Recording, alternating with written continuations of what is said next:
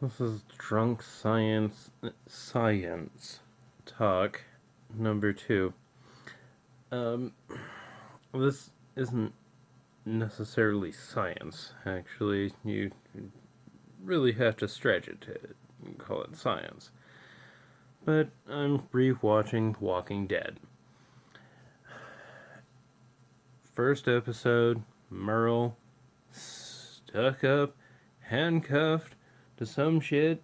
He's given a hacksaw, and I don't understand this. He cuts through his wrist. If you just cut through your thumb, the handcuff comes off easy. It's your thumb that actually stops the handcuff from getting off of your wrist. Which is why some of us have been known to slip cuffs by just pop the thumb out and you're out of the cuffs. So, on the effect of slipping cuffs, the first Saw movie really bugged the crap out of me. He's given a hacksaw.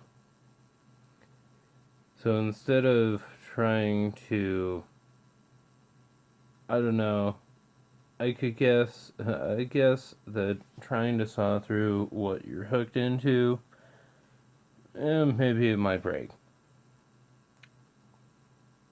What does he do? He saws through the middle part of his leg.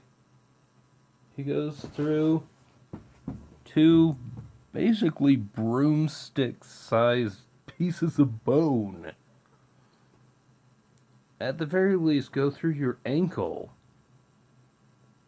At the very least, go through your ankle. Go right through the ankle where the joint is.